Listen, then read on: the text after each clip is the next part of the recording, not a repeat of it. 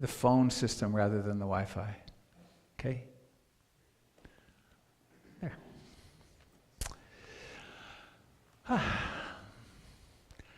I wouldn't take up your time doing that setup, except that more people will attend this on the internet over time than are here in the room always. So it's we have quite a broadly scattered community.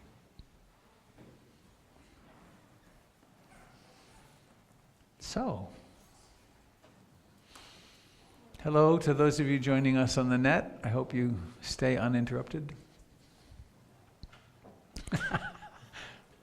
For the long term, too, for that matter. Let us not be interrupted prematurely or whatever. All right. So we had a few people here for the first time today that came to the introduction. Anybody else who's here for the first time? Hi, welcome. Welcome aboard. I hope it turns out to be not just a good thing, but a life-transforming visit. So, how are we doing? Good. The refuges. I take refuge in the Buddha, the Dharma, and the Sangha. Have you noticed how utterly unstable life is? Where could we possibly take refuge? Way back with his great discovery, the Buddha suggested that taking refuge in being awake makes sense. And that what is it that we discover when we're awake? What's true? What is reality really? And that it makes sense to take refuge in impermanence, in the fact that these lives of ours don't result in us feeling satisfied over the long term. We get moments of satisfaction or relative satisfaction, and then it's gone. And refuge in that which is the realization that ourselves are not solid either, that we're a living process. So that's the Dharma, and then refuge in Sangha. We do that in an actual physical way on Sunday mornings, taking refuge here with each other to support our practice. But also we can take refuge in the lineage of those who have gone before us and actually awakened using these teachings. And then I always like to reflect on the great Sangha of life. The hundreds of gazillions of beings alive on the earth and elsewhere probably right now. That we're part of a great community.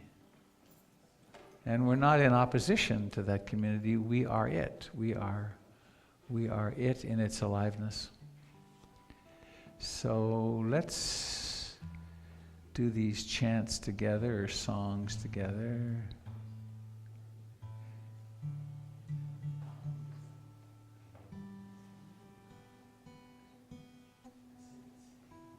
So I'll get my sheet.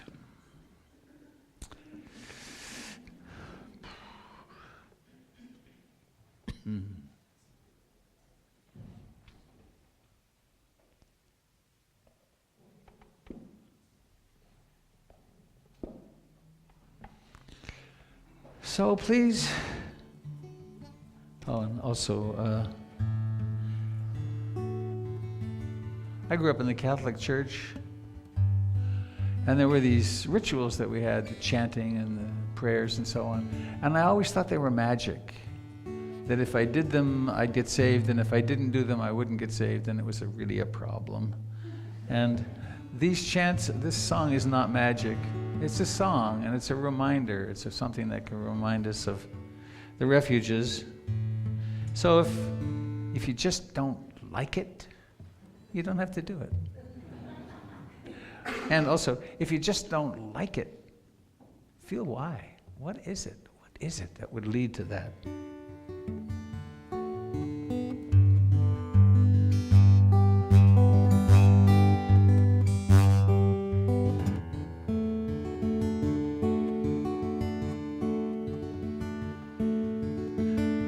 I take refuge in the Buddha, the one who shows me the way in this life. Namo Buddhaya, Namo Buddhaya, Namo Buddhaya. Dharma, I take refuge in the Dharma, the way of understanding and love. Namo Dharmaya, Namo Dharmaya, Namo Dharmaya. I take refuge in the Sangha, the community of mindful harmony. Namo Sanghaya, Namo Sanghaya, Namo Sanghaya. Once more, I take refuge in the Buddha, the one who shows me the way in this life. Namo Buddhaya, Namo Buddhaya, Namo Buddhaya. I take refuge in the Dharma, the way of understanding and love. Namo Dharmaya, Namo Dharmaya, Namo Dharmaya.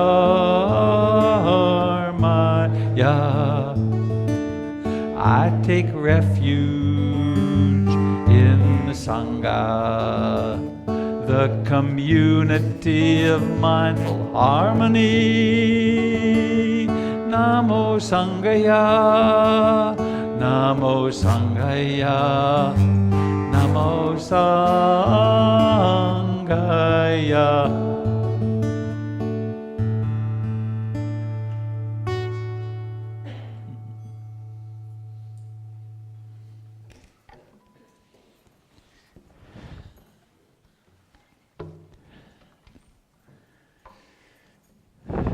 Oops.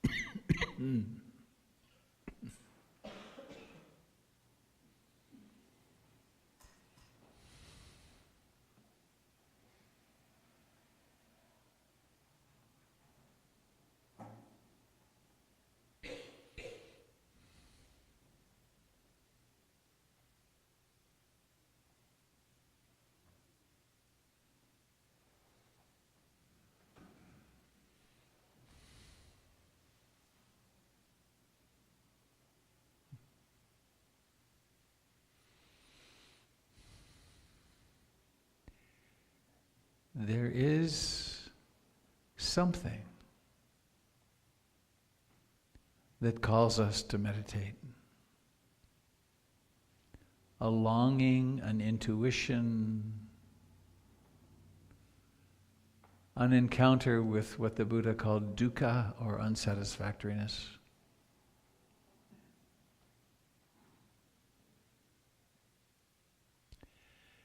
To find our way into this room on a Sunday morning means that the call inward is pretty strong.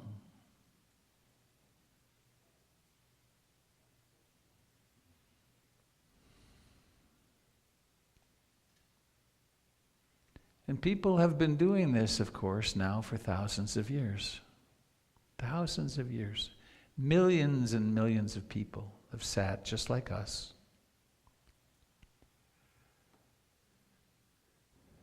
And in this particular tradition and lineage, following the Buddha, practicing mindfulness and concentration,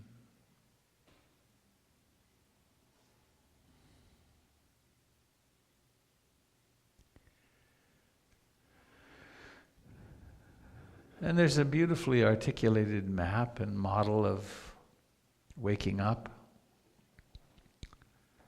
which fortunately leads very early in practice to experiences of relief and openness and kindness and compassion, insight.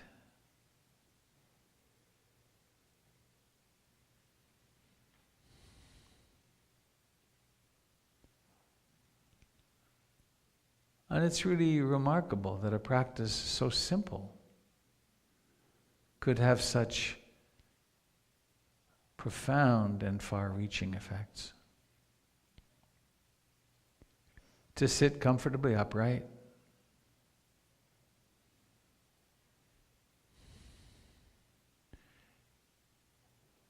to land in the body, to feel it as it sits here, touches the floor, the cushion, to feel the clothing where it touches the body.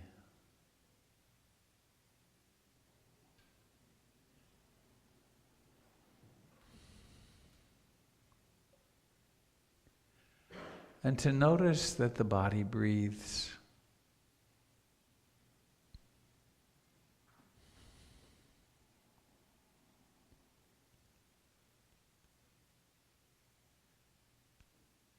And to bring attention, awareness,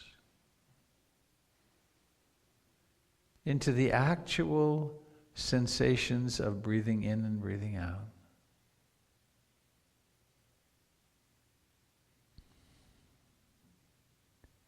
And it really is attending to the life in the body, not an image or fantasy. And we're not trying to breathe in some correct way. Just breathing in and breathing out.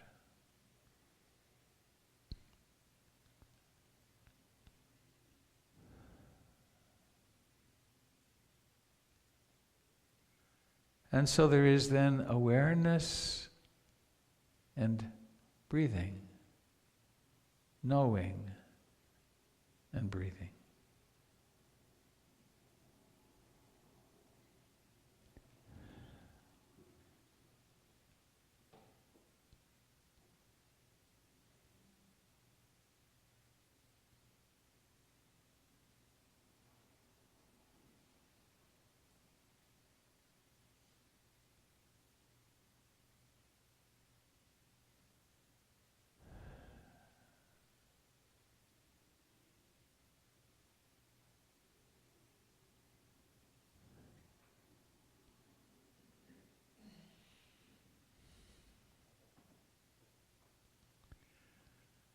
The mind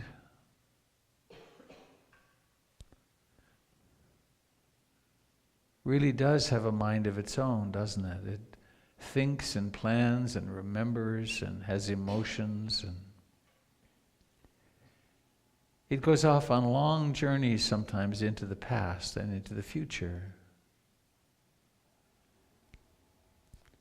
But fortunately, these trance states of past and future, worrying, emotions, we don't have to get rid of them. We simply become awake to them, and they disappear by themselves.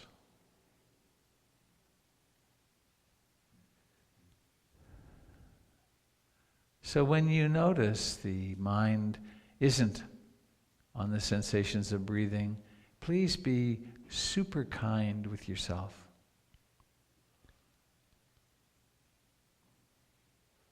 Being judgmental or harsh is just more of the wandering mind. Instead, with profound self-acceptance, with love and compassion, just come back to your breath. And you don't have to come back like somehow like a fighter pilot or something. Just drift back into the fact of breathing in and breathing out. It's just this moment of aliveness that we're paying attention to.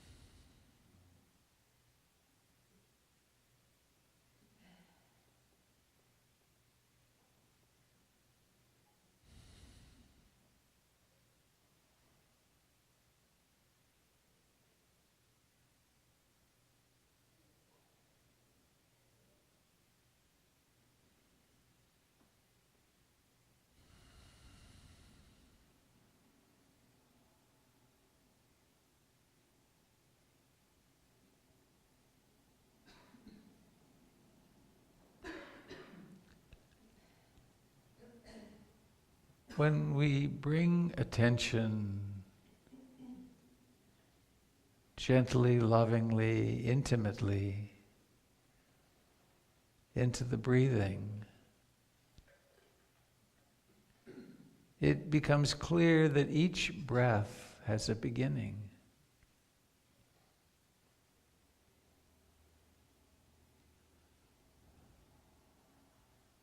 There's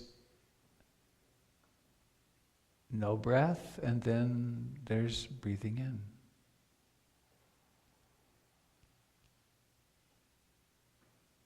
And then breathing in persists for a time, and then it stops. And then breathing out happens. The chest and abdomen are collapsing. And then breathing out ends.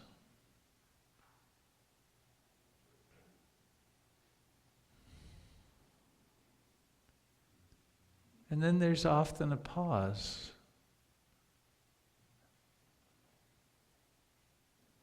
And then there's the impulse to breathe in, and then there's breathing in.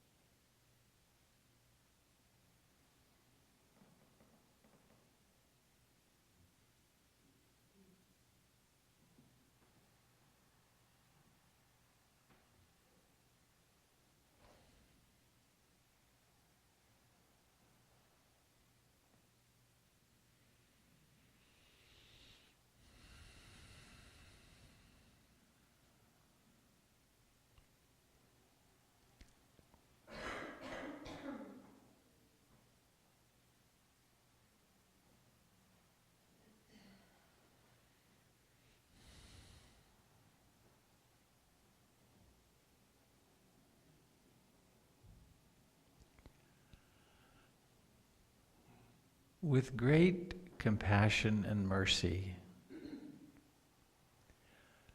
you can put down the whip of self-improvement.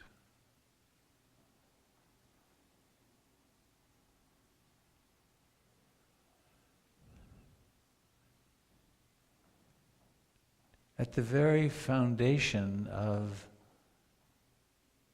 this practice of mindfulness is the understanding that nothing really needs to change. You're already okay.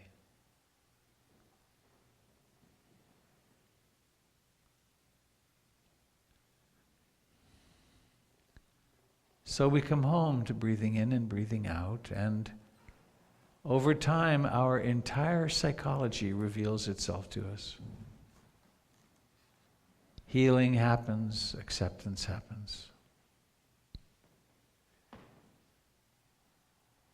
And all the while, we're learning about impermanence, how things come and go.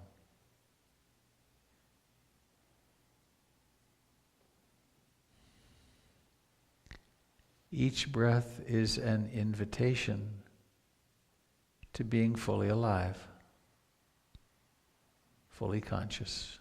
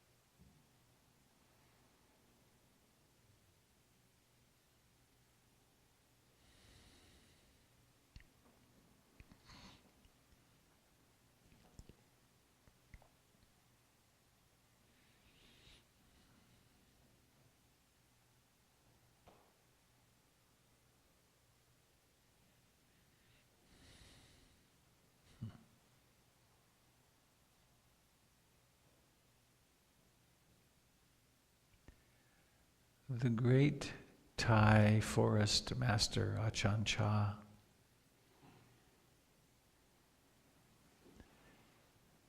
gave us a very simple guide to perfecting our practice.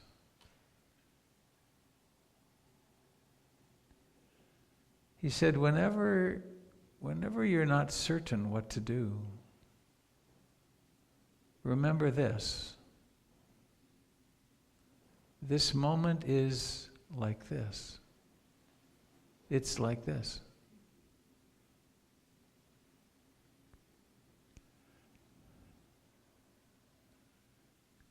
So in a moment of awakening, there might be awakening in the middle of a wandering mind, or the middle of some self-hatred, or the middle of bliss, or delight, or concentration, or mindfulness. The actual state is not so important. It's the awakeness to it. It's like this.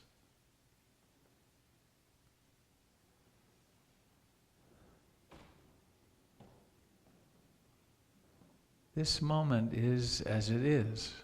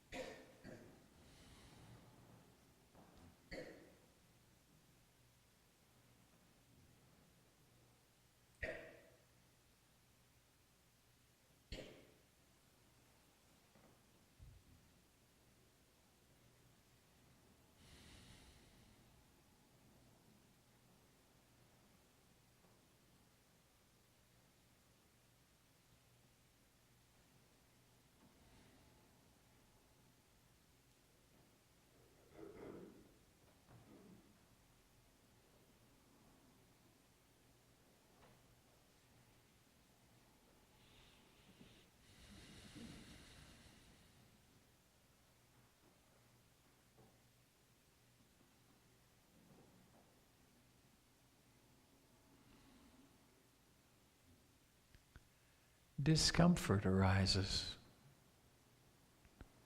mild or painful.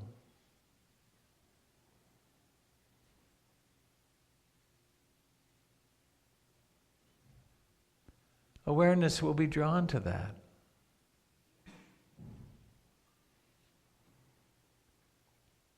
Embrace it a little bit and return to breathing.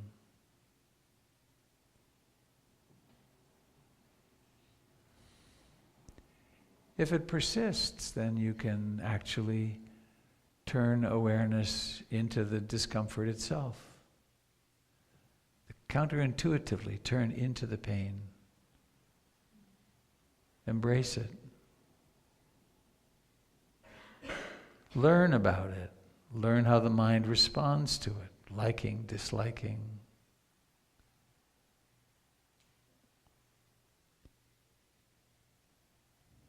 And if ultimately you need to move, then move mindfully. Know what you're doing.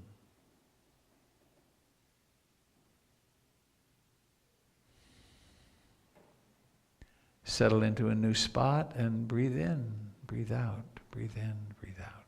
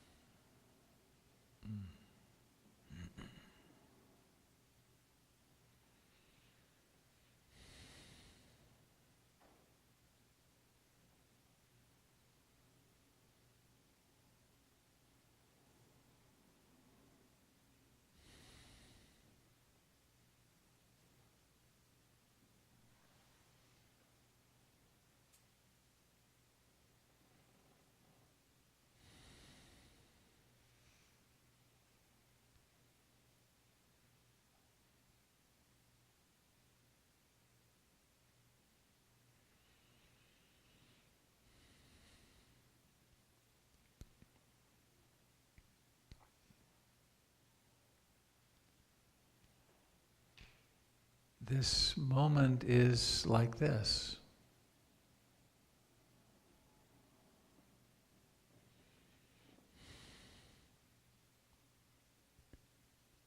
There is the body to notice. There are feelings, pleasant, unpleasant, and indeterminate, that arise from having a body.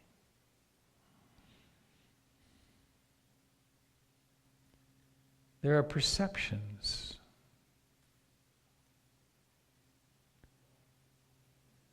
There are all the mental formations, the creations that happen in the mind. And there's consciousness. All of this is the magical display that we live in, or that we live as. All deeply worthy of attention.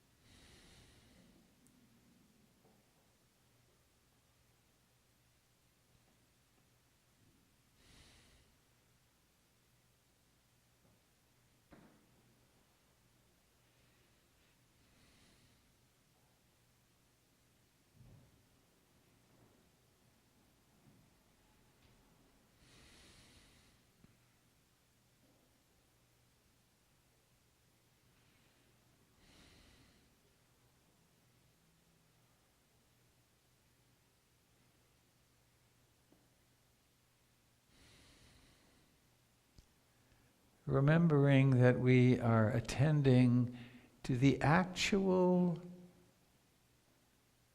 direct sensations in the body.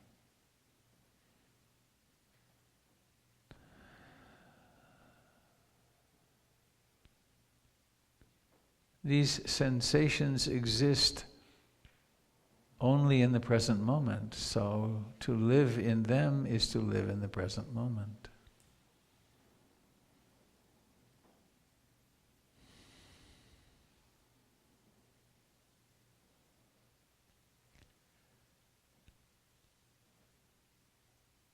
Please now shift, notice, bring awareness into your legs, contact with the floor, the thighs, the buttocks with the chair.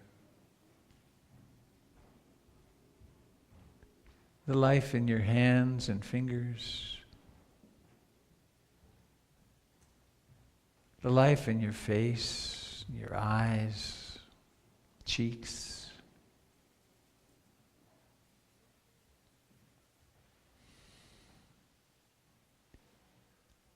And then notice what's required to attend to the eyes, and then make the necessary effort. First in the mind to create an intention, and then to peel up the eyelids and to see what happens.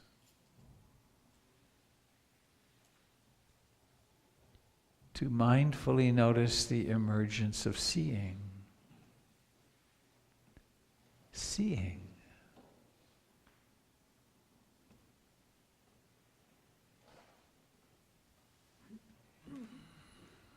And then you might like to move a little bit, to stretch a bit, and do that mindfully.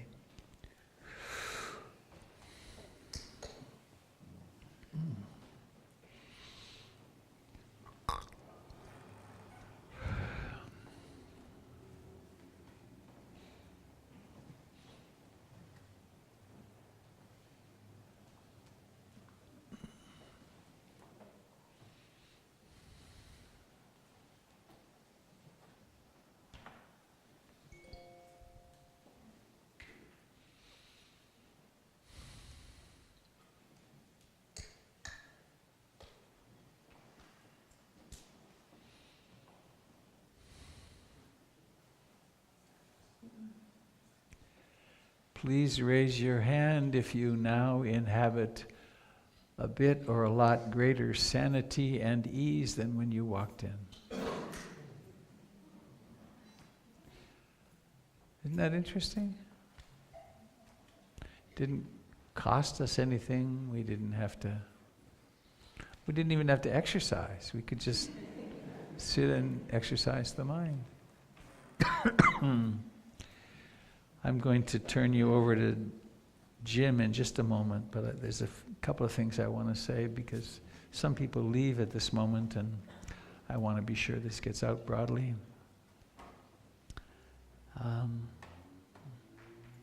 First is, I always forget this, and I mean to say it at the beginning. We have at the back of the room 4 devices for the hearing impaired, and they're really good. So many of them are really not good, but these are really pretty high-end ones. And so if you ever have trouble hearing, please help yourself to them.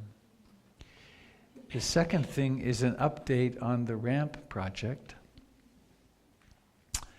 The RAMP project has been going on now. We've intended it for a decade, and last year we raised the funds for it, and then we got into the permit process with the city, and it's complicated, and it's gone back and forth to the drawings and this and that. And then in the process, the city discovered that the offices which are downstairs, of which there are 8, occupied by psychotherapists and body workers and other, and they very much help. They contribute almost $35,000 a year to the running of the center, so it's significant. It turns out that there were no permits issued for them, ever. And so that when we bought the building, those offices, which we improved upon, but we didn't change the usage, if that makes sense to you. At any rate, that set off bells and whistles at the city, and we don't know yet. We're going to find out in the next few days. But they need to be permitted, which changes the use of the building. And the use that's registered now is storage. But since there are people downstairs, it's likely to trigger a major seismic upgrade. Maybe not what we had planned before, which was tying the building down, but a significant seismic upgrade, and maybe other things. So I wouldn't say we're stalled, but we're in process, and it's one of those things, right?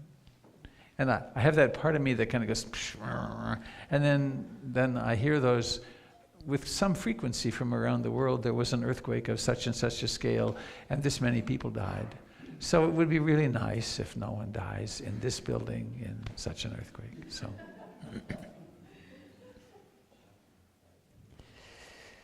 and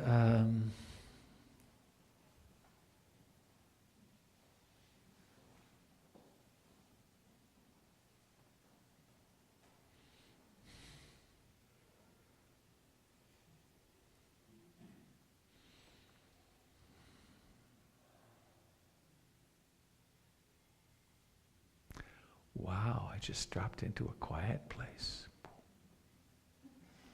Bye.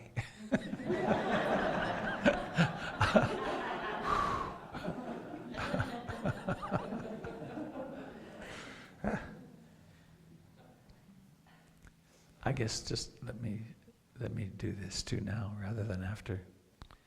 This organization, this community, this building operates on the basis of your generosity. And so we always need volunteers. We can use a volunteer or two each Sunday in the children's room, and we need, and the volunteering is going really well. We've had lots of support, and Kirsten has created this marvelous sign-up capacity. And it's possible and very important for the center that you donate online, that those of you that can do, and you do that very easily. And who knows what's going to come with these newer improvements, but with Gregory Malouf coming on as a program manager, center manager, we need to raise our last year's fundraising by 15%. And we can do it. We have a large community and lots of resources, but we need to ask for that. Otherwise, you wouldn't know. So there's that, and I also wanted to. And there's an iPad here. You can do cards and things. And my old Donna bowl from 100 years ago, when I was a monk in Burma, is here. And there's a wood box back there to put funds in. Someone pilfered the Donna several months ago now, so we moved this up here. And I guess the last thing, Avi will say more about this kind of thing, but I have a class starting a week from next Wednesday night. We're reading the book The Breakthrough by Achan Amaro, and I put on it the first advertising, you should have at least 2 years practice. And afterwards someone asked, and I thought, no, you really just need to be committed to your meditation. So that happens, and you can register online. Is that on the website, Avi? I didn't check. It's on the Yay, bless you, Avi. Okay. So thank you all for coming. And coming attractions. Today's Dharma talk is going to be on the 5 aggregates and how they are foundational for understanding how to use the practice to free ourselves from suffering. So that's coming up in a little while. And I'm going to give the microphone to Jim Dalton and invite him to lead some mindful movement while I go be with the kids. Thank you, sir. Yes.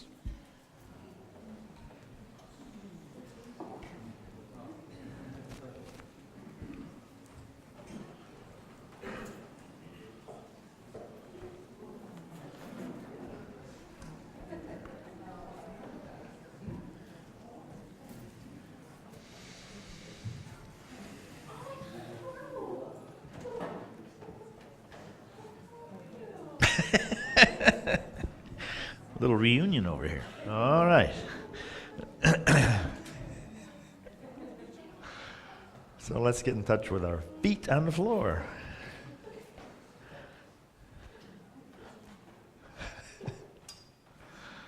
All right.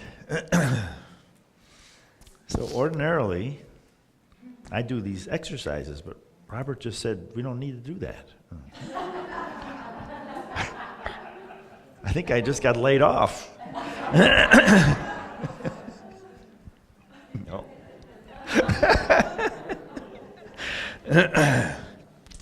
But when Robert was going through the guided meditation, I kept thinking, he's talking about the aggregates.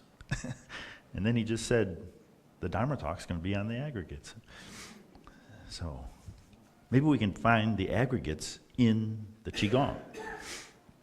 So let's try this. We're in touch with our feet. And that's the first aggregate.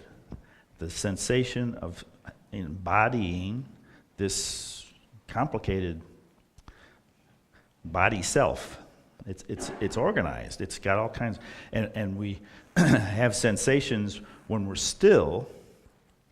We can have sensations that change if we imagine the center of gravity between the hips, deep inside the torso, and just move that forward and feel what goes on with your toes.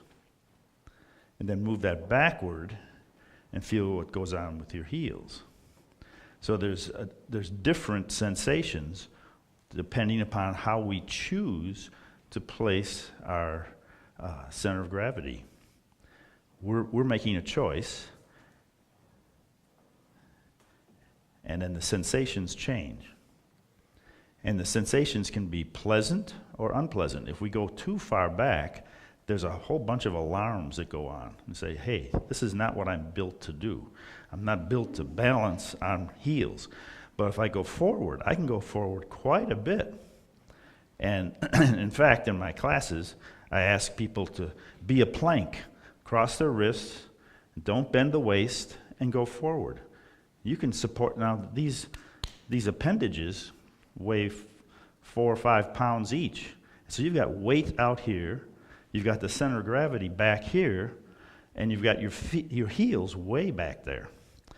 The body knows how to do that. So through those sensations, we have we do it over and over again in my classes. And then if I say, let's do the plank, we have a perception. We have memory of all these sensations. And at first it was uncomfortable, and the feeling was, I don't like this, this is weird.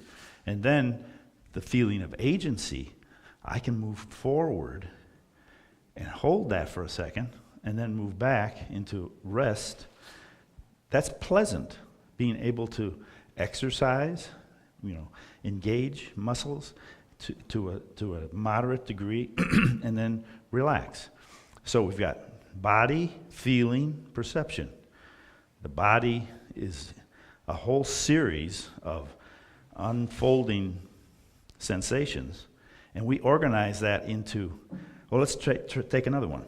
Let's take the hand across and focus on the palm of your hand and come back across while the other hand is facing the floor. Then switch and come back. And there's sensations. When I get over here, on this side, the weight of my arms engages all kinds of sensations in my body to support. Did you hear that, body? That comes from Chicago. Switch. I just saw my sister who has a Chicago accent. Oh, okay. So we're feeling sensations, and the sensations are different depending upon where this weight is out in front of us.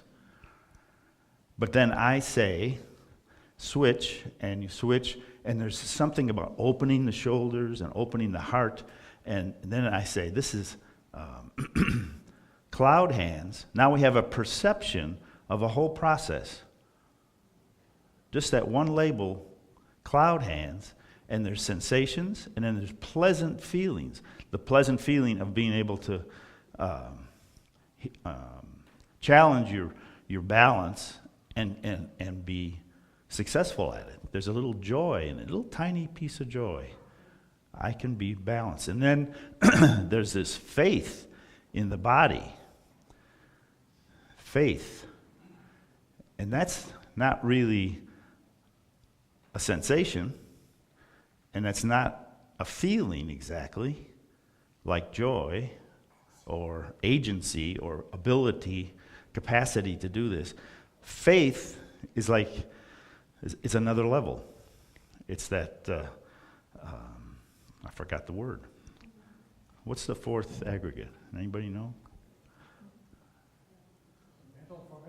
Mental formation. There we go. All right. So it's a mental formation. It's not just in the mind. It's a synthesis of sensations, feelings, perceptions. Perceptions are just, they've got boundaries. The cloud hands has a boundary over here, and then a process where we switch.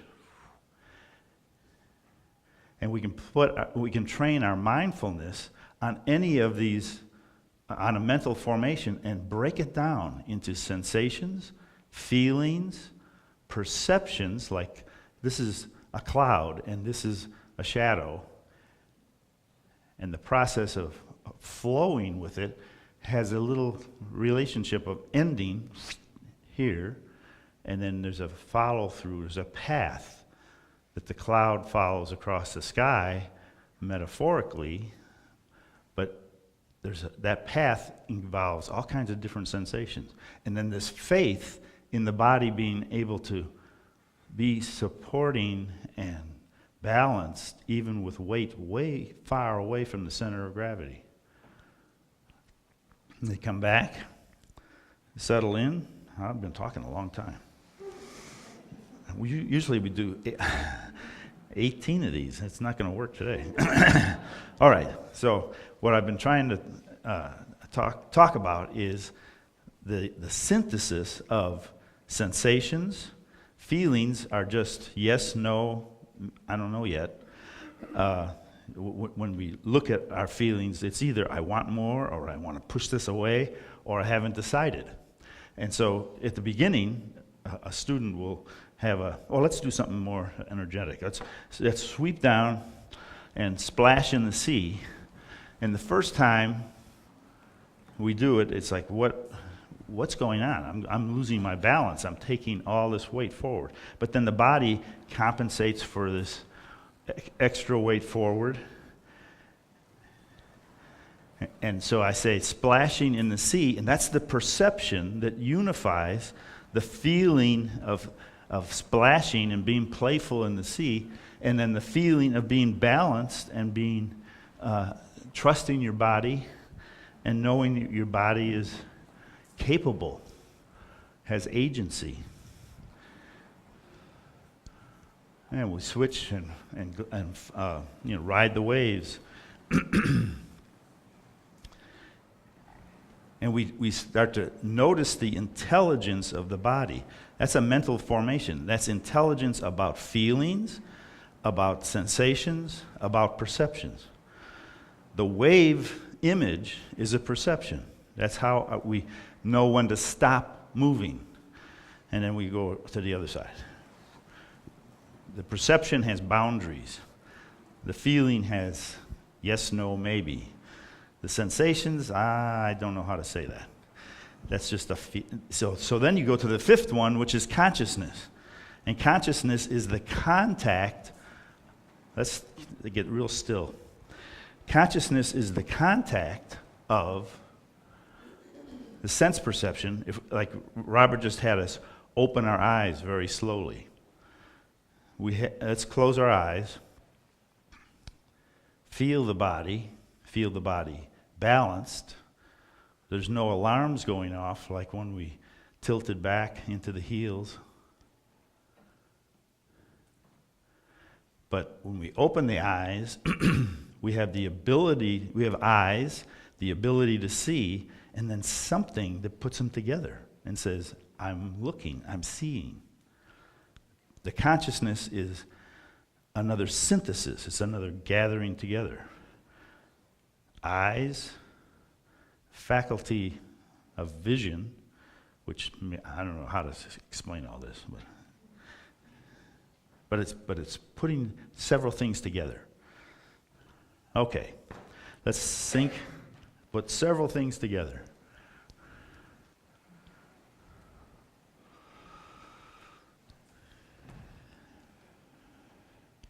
So that wasn't a Dharma talk, that was a Dharmet. Thank you very much.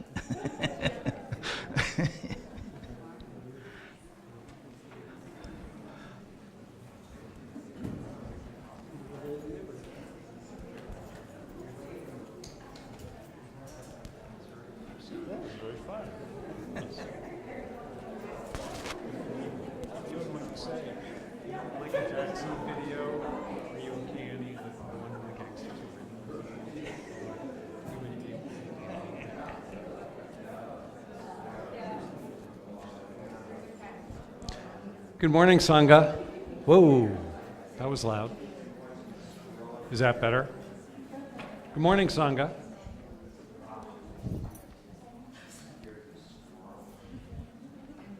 Oh, Kirsten, would you care to join me and talk about volunteer stuff?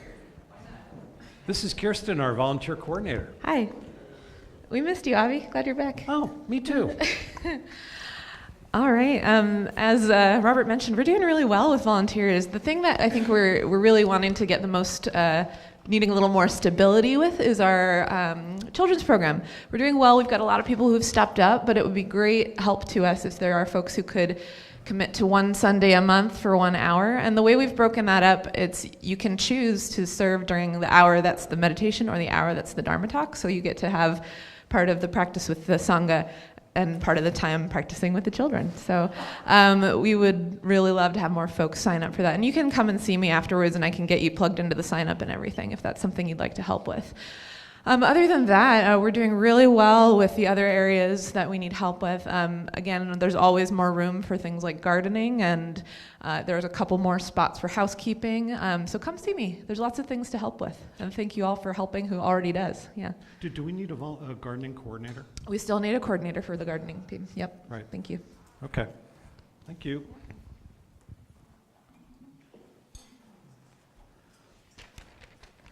So a rundown on the things that are, well, before we get to a rundown on the things that are coming on, if you want to know what's going on at PIMC, you can have one of these. They're right outside the door.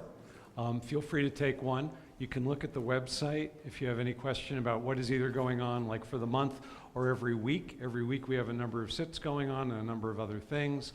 If you have been coming by for a while and you would like us to be able to send you emails that you can have in your inbox, the events as they come up, then there is a sign-up sheet there by the door. Feel free to give us your contact information so that we know who you are and we can send you an email. As far as what's coming up immediately, next Wednesday, as Robert was saying, he's got his breakthrough class that is going to be a 6-week class. It's on the home page. Just go to the little posting box and you can sign up for that. On Sunday, May 12th, we've got the second Sunday PIMC potluck. Bring out your top secret family recipes and share them with the community. On Tuesday, May 14th, we've got our monthly NVC practice group with Doyle and Kirsten. Then on Saturday, May 18th, we've got our Sunday movie night. We are screening Andrei Rublev.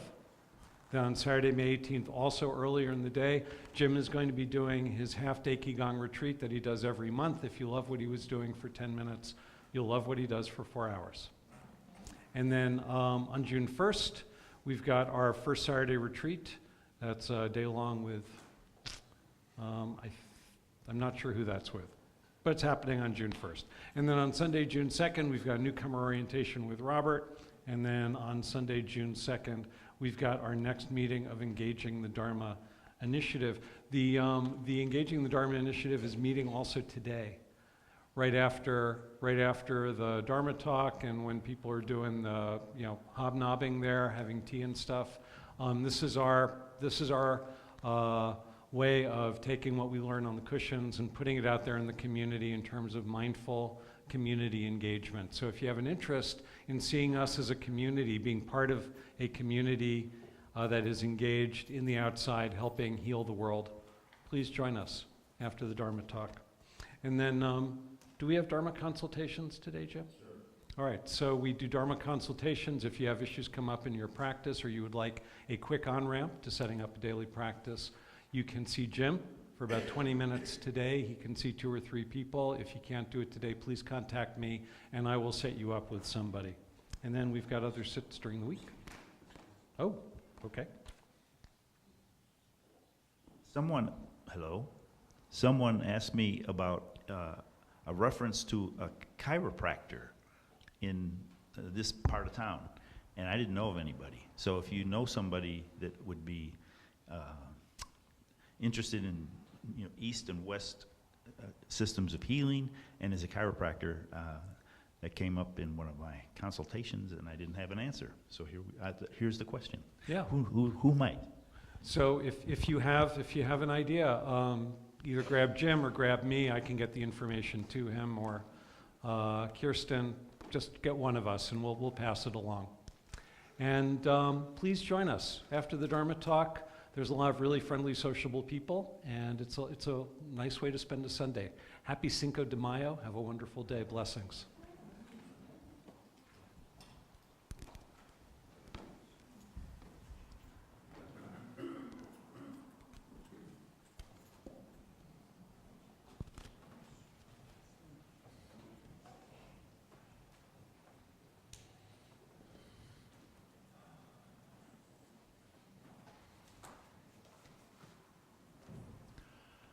I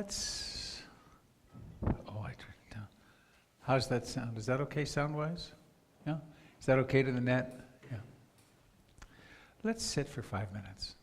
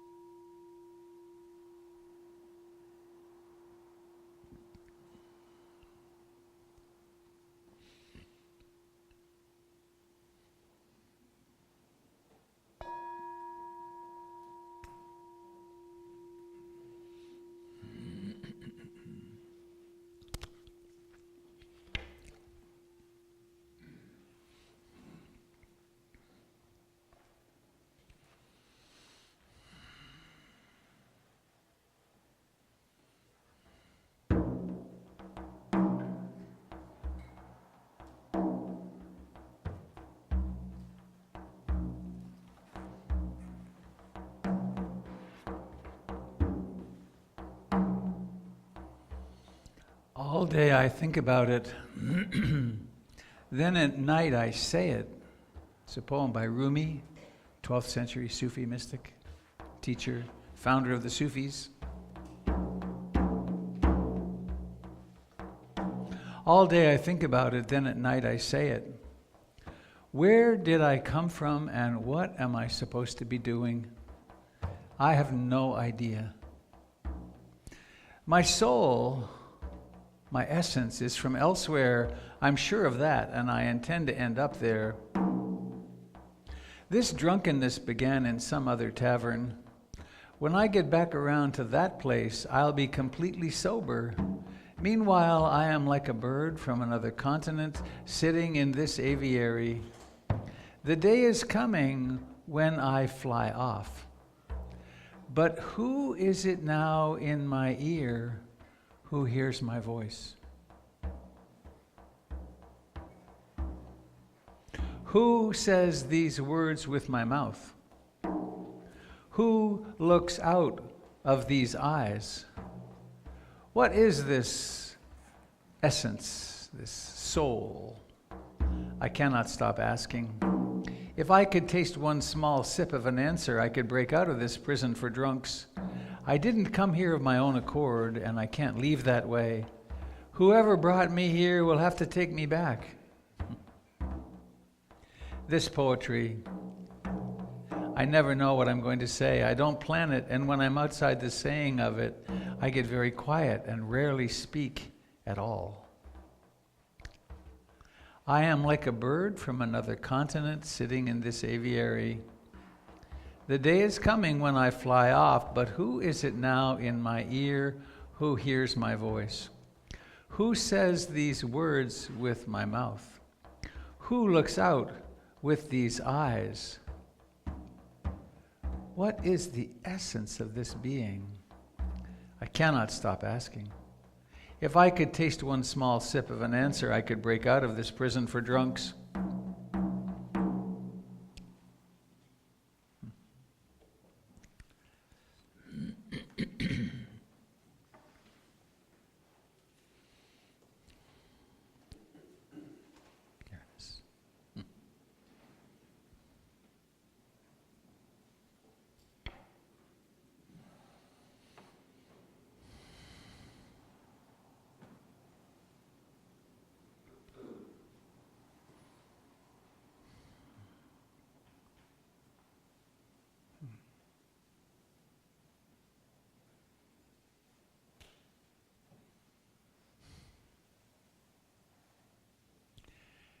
Here we are.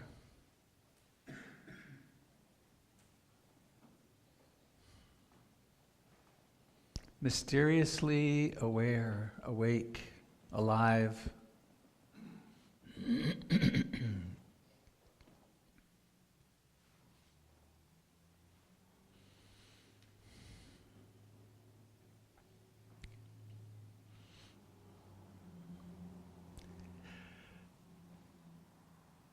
Siddhartha Gautama, on his quest 2,600 years ago or so,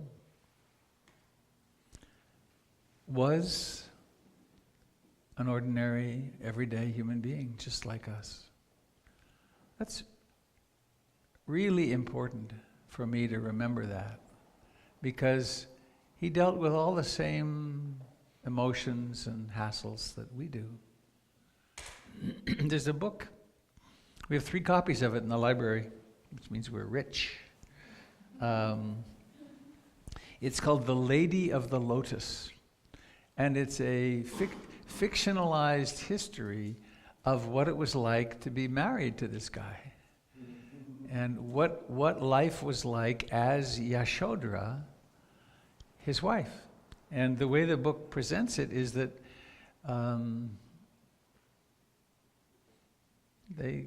all the usual things happened. They fell in love. She got pregnant. She had a baby. And then they were out walking, or they were picnicking. And they came across a broken down foundation of a castle. And he was walking on it and reflecting on impermanence. And no doubt there were other things happening in his life, some disappointments. And as described in the book, he got depressed and moody. And he went to the temple and the Hindu priests and was told, you should do this sacrifice, kill a goat and say these prayers and so on. But nothing worked. He kept encountering this the disappointing side of life. And ultimately it got to be such that he kept hearing about these teachers that were in the forest, and in the traditional Buddhist telling, he encountered the heavenly messengers sent from the Hindu gods, sickness, a sick person, an old person, and a dead person. And then this wandering mendicant who had given up the world with a smile on his face, feeling content, and he wound up leaving. He wound up going off on a spiritual quest. And in the book, she would get wind of what he was doing, and she did all the same things. And so it's a beautiful. I highly recommend reading it. It's very inspiring. And among the things in the book that's very touching, they starved to death in a cave together.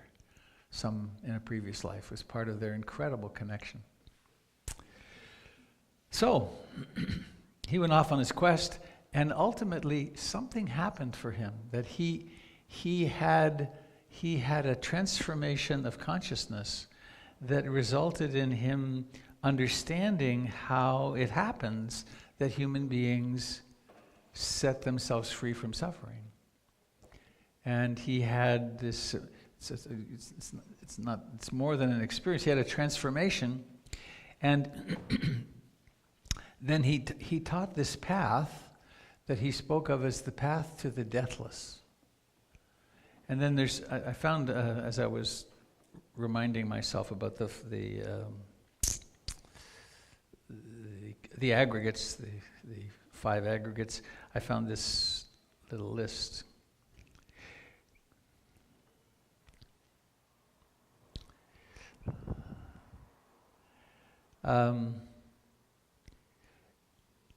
Into what is the mind transformed? The authors of the discourses seem unwilling to say, even to the extent of describing it as a state of existence, non-existence, neither or both.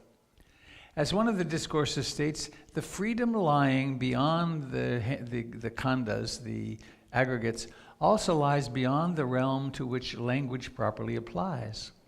There's also a very real practical problem that any preconceived notions of that freedom, if clung to as a perception, could easily lead to become an obstacle to its attainment. Still, there is also the possibility that, if properly used, such perception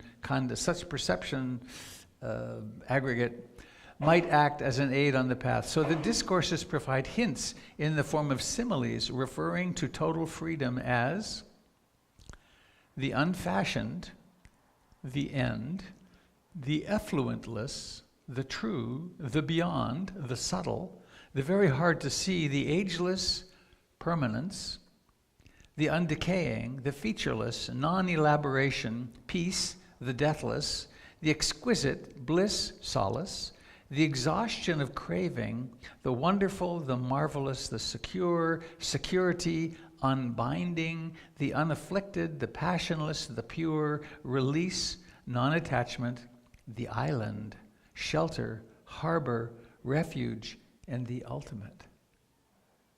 Is that not an interesting list? Whew. So,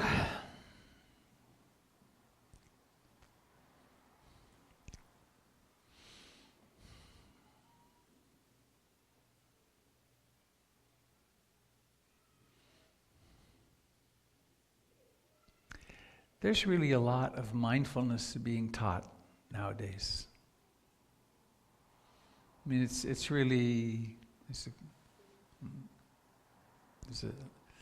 familiar old story. Arnold Toynbee, British historian, said sometime back in the middle of the last century that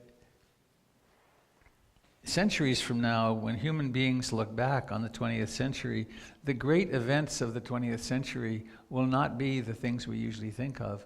It will be the coming of the Buddha's teachings to the West. Because we in the West, we have this incredible, not control over, but we can influence matter so profoundly. I mean, we're now experimenting with the very DNA of human beings. Pretty scary stuff. And we've managed to split the atom, so that's pretty big too. But so we can do that, but we haven't really progressed very far in dealing with human consciousness. We're pretty primitive. I just remembered a high school poem.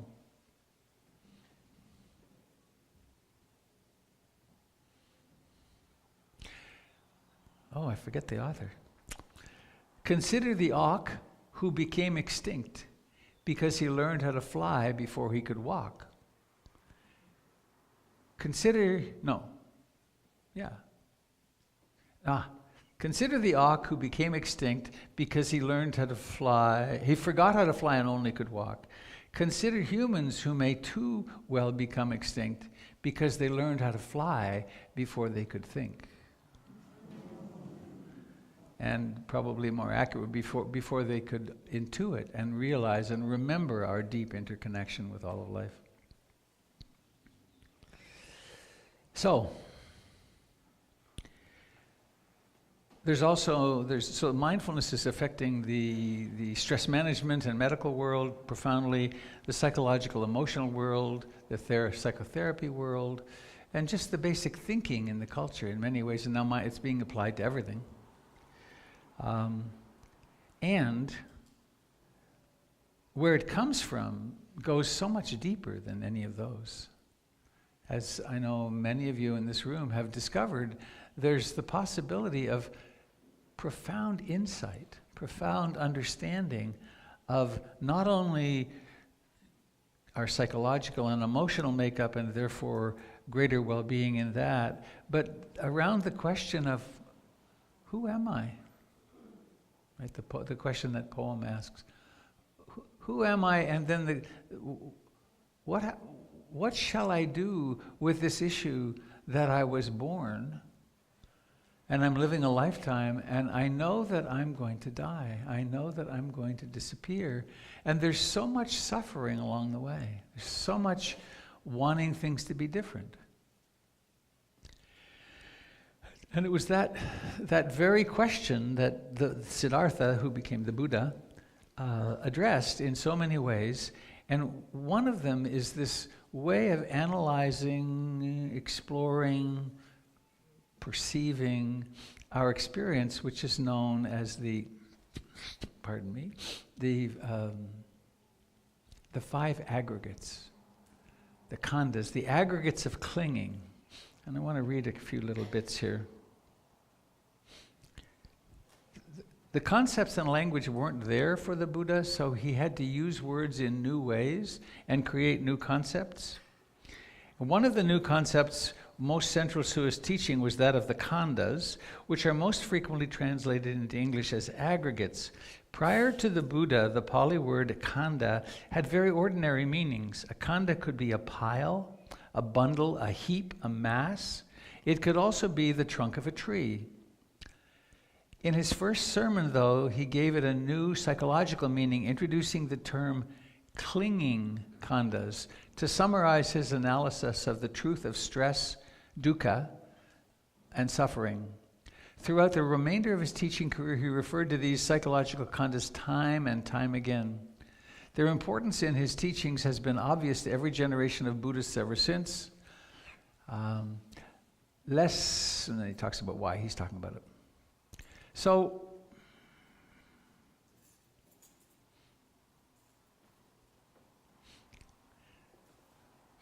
one of the oft-repeated phrases of the Buddha was, I teach only 2 things, suffering and the end of suffering. Suffering and the end of suffering. And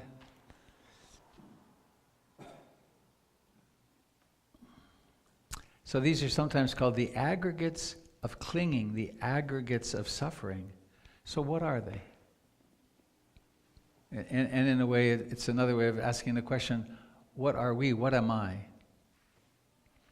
And so the first aggregate, the first clump, is matter. And I invite you to experience the matter of your body right now. Maybe touch your body in a couple of places. Feel its matterness. It's solid somehow. And so is this, and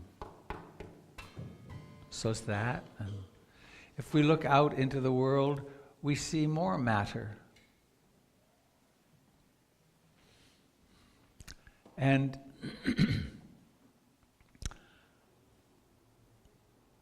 I like to define them first. So there's matter, and then this particular matter that we identify as has formed itself into senses, which have been necessary to survive.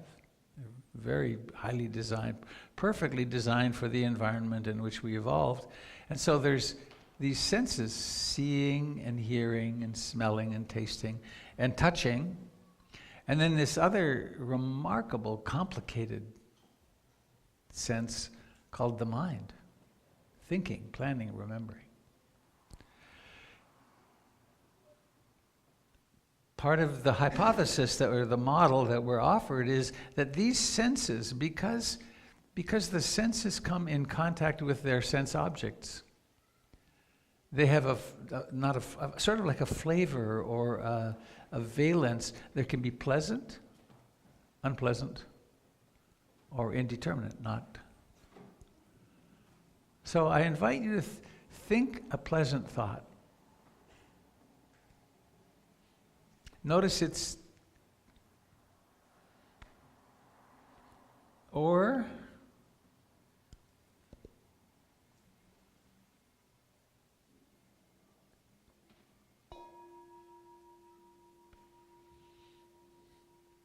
pleasant, unpleasant. That's happening all the time at our sense doors. Oh, another one. Very simple.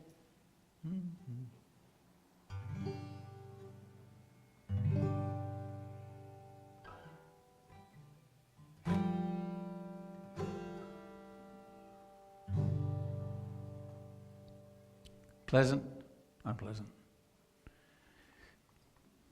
So the Buddha called this feeling. And it's different from emotion. But this quality of liking and disliking. That's the second basket, the second aggregate. The third, perception.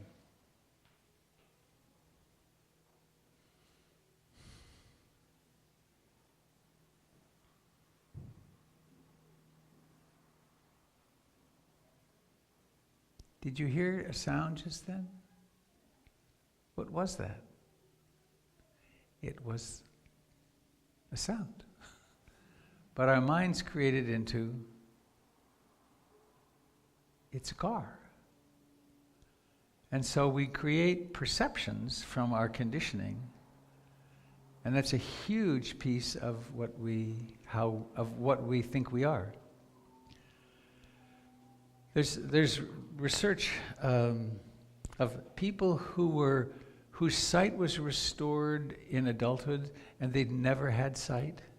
They were given sight for the first time. They couldn't see, because sight is learned. We learn how to create objects. This is called perception. The recognition and naming of things. And this happens all day long. The fourth, mental formations, or Achanta Nisaro, modern translator likes to call them fabrications. And the whole realm of our thinking, planning, remembering, all of our neurotic patterns, they're all happening as mental phenomena that occur sometimes ad nauseum, and we think they're who we are. We identify with all five of these we tend to identify with.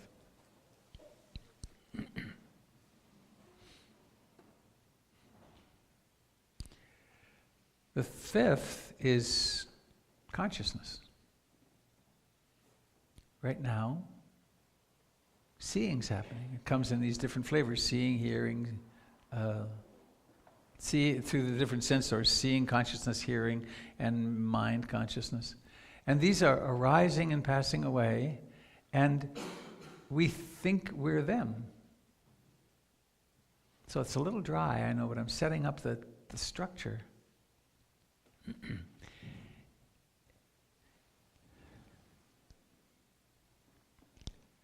We take birth, we go through somebody training, and then we enter the world with our various skills and wounds, and we're in our particular spot in the socioeconomic and political, cultural context. And then, have you noticed how disappointing it is a lot of the time? Why? Why is it disappointing? Because the world is exactly as it is. But we're conditioned by our bodies and by our liking pleasure and disliking pain, and by the ideas, the ideologies that we get programmed with. We're conditioned to want things to be a certain way. We want certain outcomes, right? I'd like to be, I remember my father, who was a person of not so many words, but some deep reflection in a way. He had a saying, he used to say, "I'd rather be healthy and rich than sick and poor," which is kind of a normal thing. But it's true, isn't it? I'd rather be healthy than sick. But you know, I'm on an aging course where, of course, being sick is normal anyway, but I'm on an aging course where that's not true and not going to be true. I would really rather my children be healthy and really functional and of service to the world and so on. And that turns out as it turns out. We don't have much control over that. I would really rather that we be a nation and a world in which our leaders are loving, compassionate, sane, and are really looking out for all of us. A world where our leaders saw borders as perhaps convenient functionalities for organizing principles, but that we realize that people on the other side of the borders were equally worthy of our love and compassion and care, and that we all cooperated. That's how I'd really like the world to be. And doggone it, it's not. That's how I thought the world would be actually in my youth. I feel a little sad as I say this, that I really thought we were the generation that were going to bring peace to the world. So there are so many ways in which we are, because of our sensitivity and our affection for a few near and dearest to us, we suffer mightily in a world that is essentially out of control. My wife Jennifer was very enthralled. I think it was in the Atlantic. There's a long article about when the article's called When the World Died. Any of you read it? It's when the asteroid hit in the Yucatan and killed all the dinosaurs and almost everything else on the planet. 6 million years ago. The mammals wouldn't have flourished at all if this monster, it was a giant thing. The plume of molten rock, they say, went a third of the way to the moon. So, big stuff happens. And of course, in our private lives, that can happen with a mere car accident or a mere aneurysm or a mere So, if we're fortunate, as everyone in this room is, we discover that we're disappointed enough with life in its usual nourishment that we turn inward. And then the Buddha provided 3 incredibly useful observations or concepts, which we then use to study the 5 aggregates. Right? The 5 aggregates are who I experience myself to be: body, matter, feelings, perception, mental formations, all my history and so on, and then consciousness of this. So let's say, well, theoretically first. The first of these characteristics is impermanence. And the hypothesis is everything is impermanent. Is this true? The second one is dukkha, unsatisfactoriness, that there is no experience in human experiencing that actually results in satisfaction. There can be pleasure, there can be the satisfaction of a desire, but then there's something right next. There's always need for something more. And the third, this is the, I think, the exquisite jewel at the core of the teachings, and that is, the term for it is anatta, not soul or not enduring self. That when we really look, we won't find something that we can call mine or me. Now that, I know I first learned about these teachings in my 20s. I did not like that one. Really, I did not like, because it was hard enough to get a semi-functional self at all, let alone a teaching that said, give it up, you're not going to find it. But then, how might we, as explorers of consciousness, as beings who are longing to suffer less, how might we use these? So, body, feelings, perceptions, mental formations, memories, thoughts, plans, consciousness.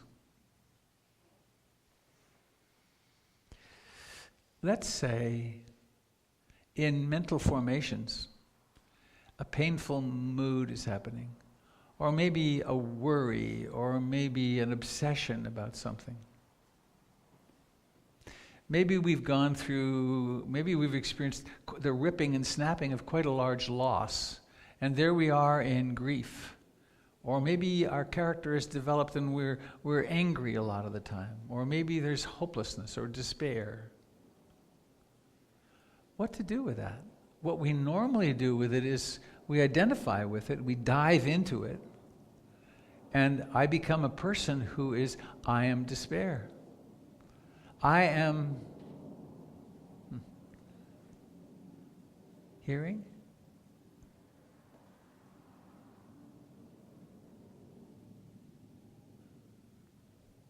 Is that an airplane? I think it's an airplane. But that airplane that I just mentioned was created in my mind. Because what's coming in the window, even that's a concept, what's happening is sound that reaches into the past and creates, oh, that's an airplane. So back to the suffering, these unpleasant moods, unpleasant memories, thoughts, experiences, and so on. What if I trained my consciousness? What if I trained myself in the ability to be present with the breath and really concentrated on the breath? So concentrated that mostly I didn't even notice things that are happening on the outside. What if I got really trained? What if I trained this mind so that it could zero in on something and stay there? Maybe even zero in on something so closely that it kind of fused with that, it kind of became that, which is the Buddhist practices of the jhanas, just moving in and becoming that. What if I could do that, and there was that kind of stability and this tremendous curiosity, and then I could turn that toward this mood which I am quite naturally taking to be myself.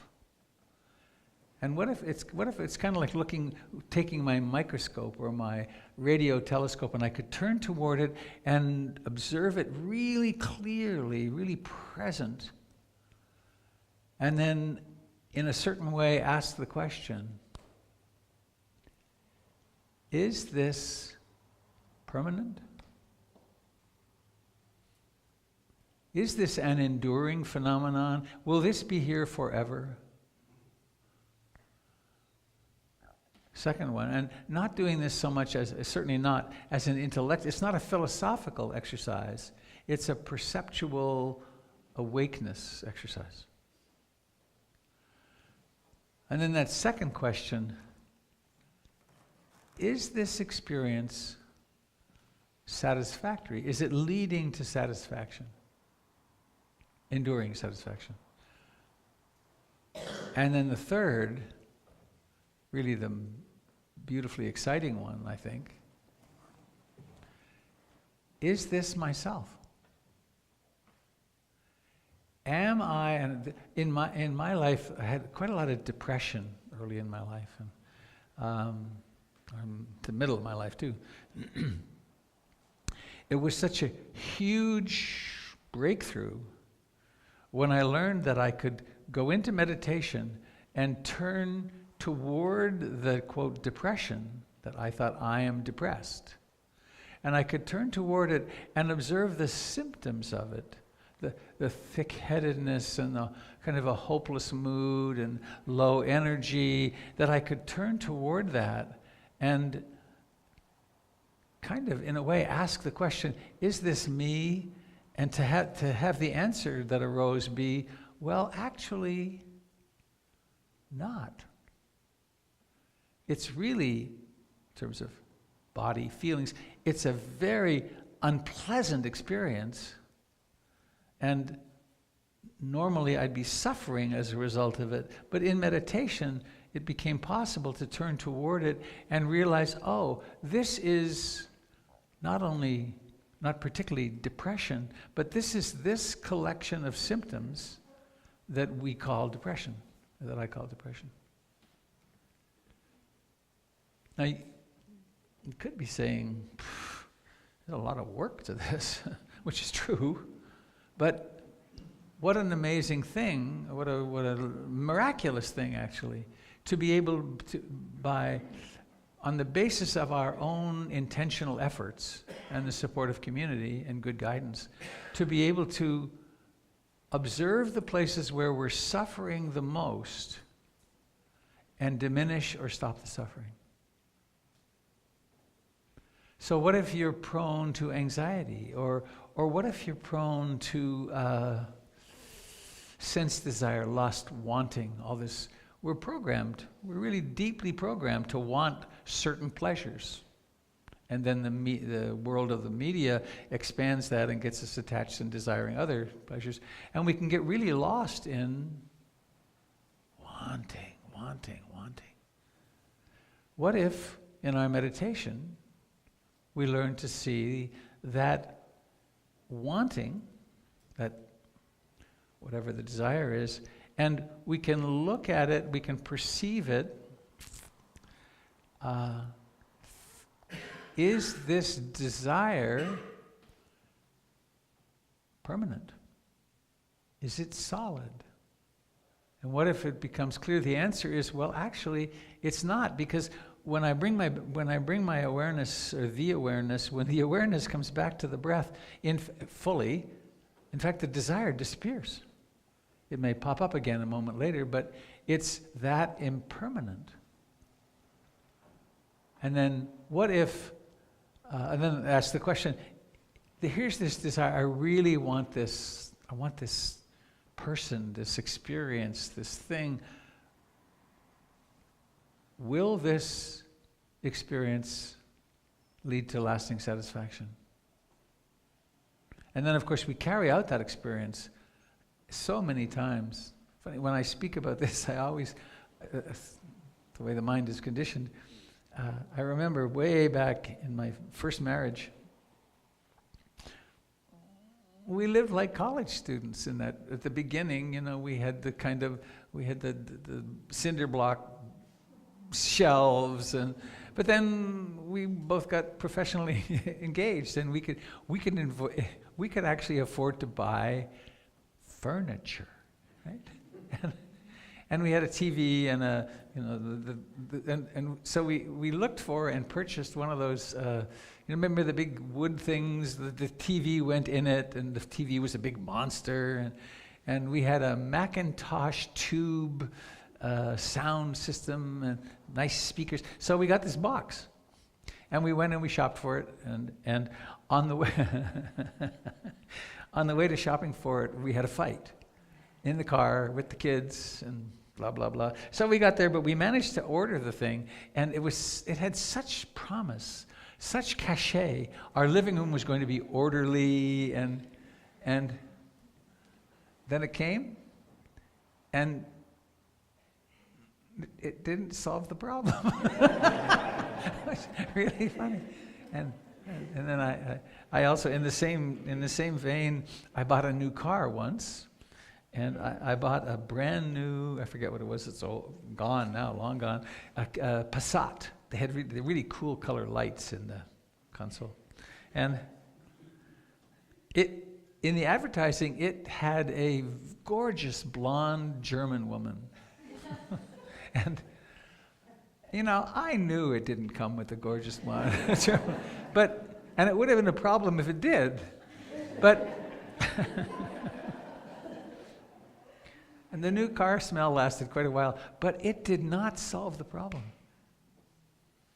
because it wasn't the right medicine. Right? The medicine to desire and wanting isn't satisfying the desire and wanting, though, of course, sometimes we do, and it's living in the world. But the answer is not that I'm completely there by any means, but I'm very convinced the answer is in learning to inhabit a state of awakeness, presence, mindfulness, such that the very arising of the object of desire is seen for what it is, a pleasant, desirable object that arises in mental formations, and that is seen as impermanent, unsatisfactory, and not a self.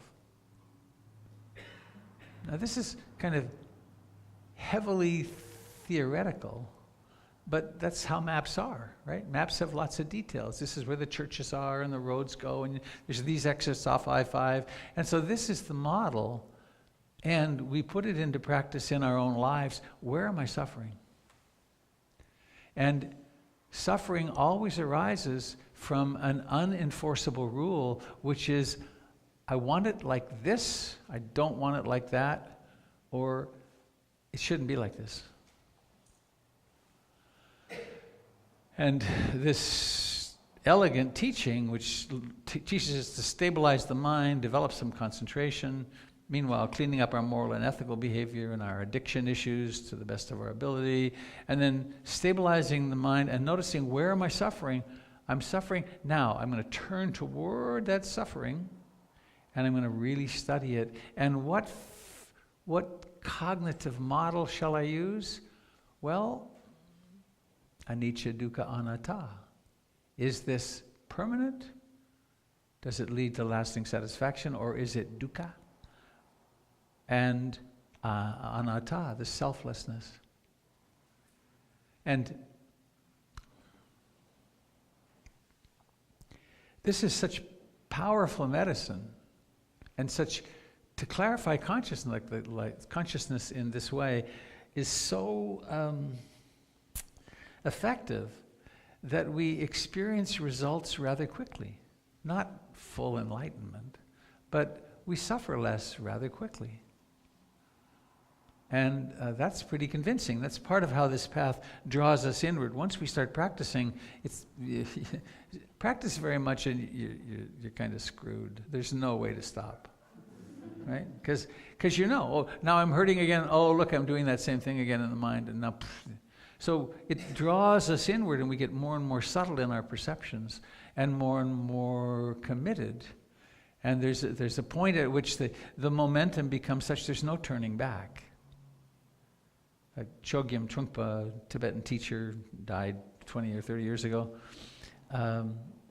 said something really interesting. It was in Boulder, Colorado, and Jack and Joseph, the premier people who brought insight meditation to the West, and big centers, were teaching there. And anyway, Trungpa came in, and there was a whole auditorium full of people, and he said, if this is your first encounter with the Dharma, I suggest you leave, because once you start, there's no getting off. And there's truth to that. Because you start realizing, oh, right, I can suffer less. And one of the ways is to remember, to learn, body, matter,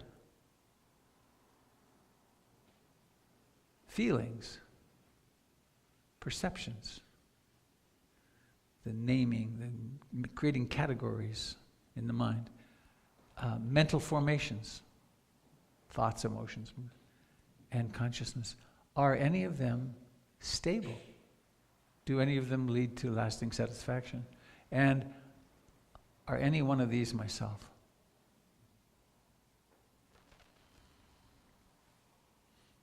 Yeah.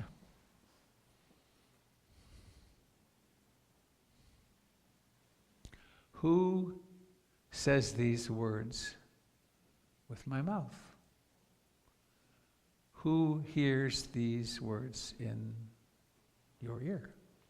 Who is that?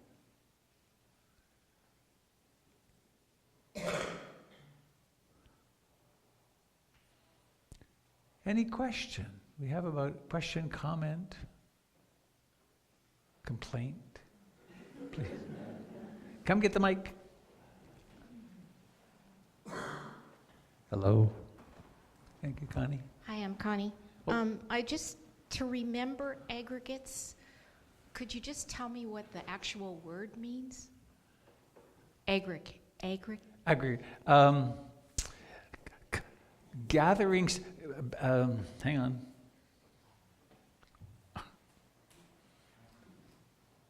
Oh, aggregate is called, concrete is called aggregate. It's collections or there's Don, can you remember the word? Huh?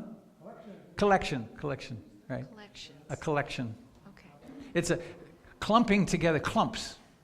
There's the body clump, there's the matter clump, there's the feeling clump, all the different feelings. There's the perceptual clump, there's the mental formations clump, and then there's the consciousness clump.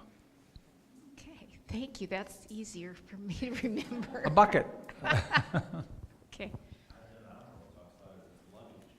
Oh, Achan Amaro speaks of it as luggage.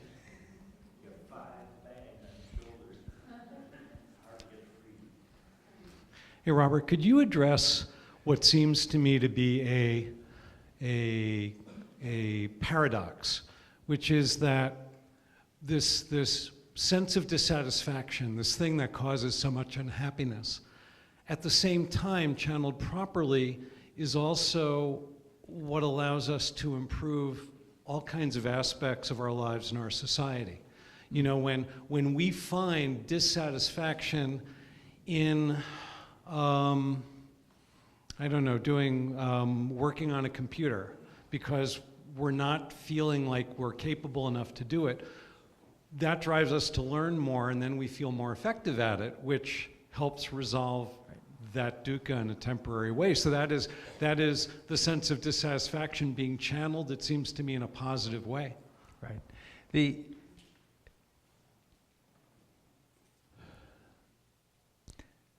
Coming back to where I sort of started, the Buddha saying, are you suffering? Well, there's a way to stop suffering. So to do that, and to move ourselves more and more in the direction of ease and comfort and love and compassion and so on, is one profound application of this. Being dissatisfied with one's computer, well, why not fix it? But that's a totally different question. It's not saying, let's get rid of dissatisfaction because let's remove dissatisfaction from the world, but why not stop suffering? And then, if I guess an example in that case would be, I remember suffering so much with those first computers. Do you remember DOS? Good God. They were such crappy things that took so much work to keep updating. And I suffered so much about it. And then there was still the dealing with the computer.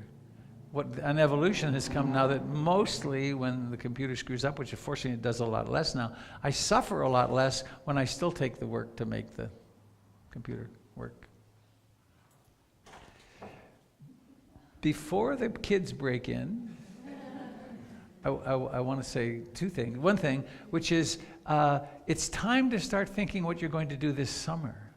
And why don't you come to Nelson, BC in July, from July 7th to 19th, and do a 12-day retreat with myself and Don McEachern. Wave to the crowd, Donald.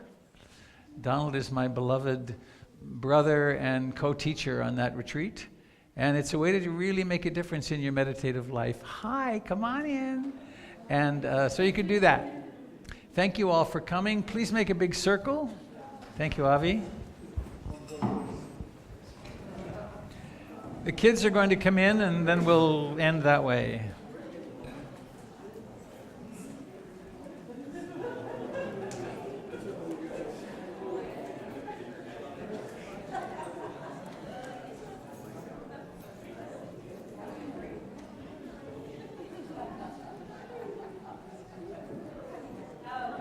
Hey.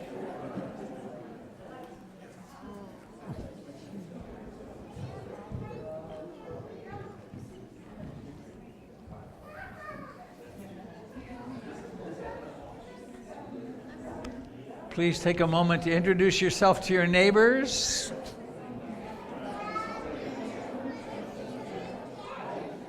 Hi. Hello, bunny ears.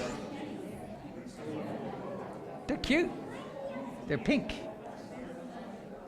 We need, would anyone like to join us here? We have a gap.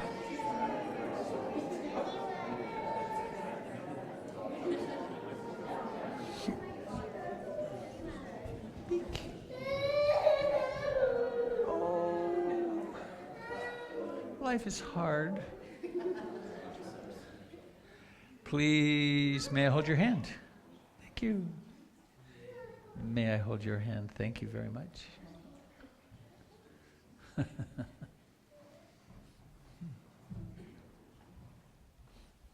Oh, good. Come on in. Hi.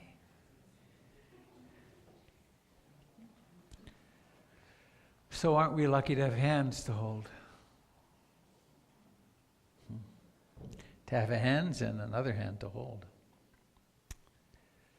So these minds are capable of anything, really.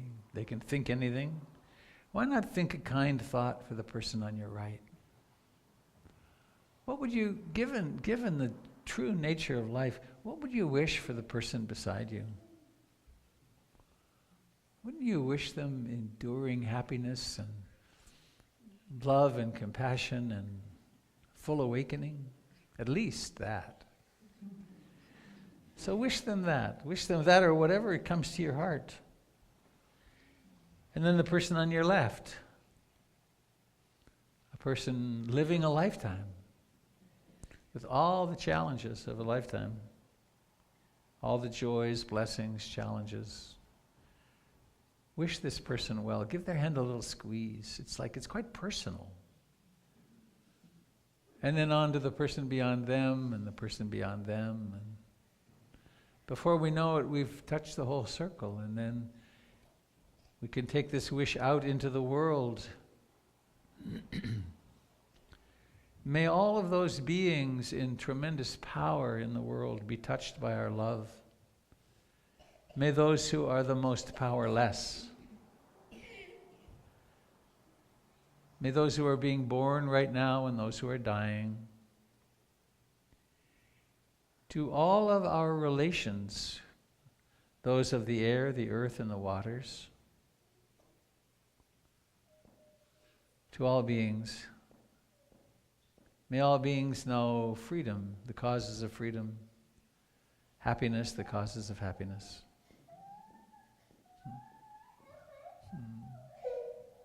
Suffering occurs. I want something to be different. So, do we have those who will?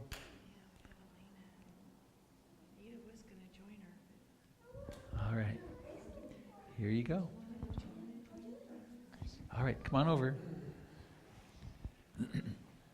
Yay. Come. Oh, that'll work.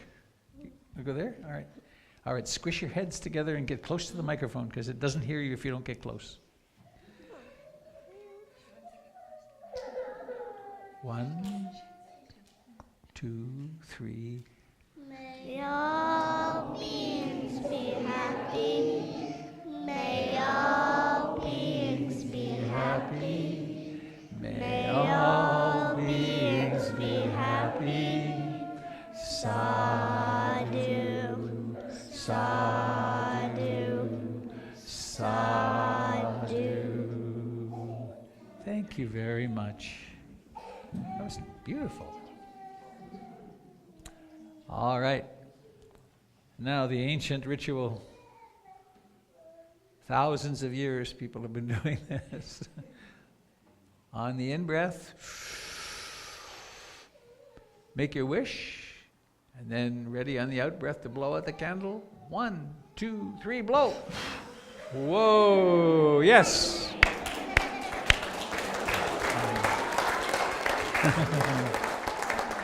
Please do come and join us. Coffee, tea, and some marvelous people to brush shoulders with. Thank you, dear friends out on the net.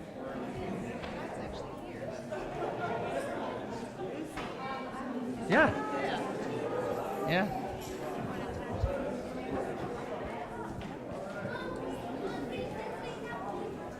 Hey, beautiful.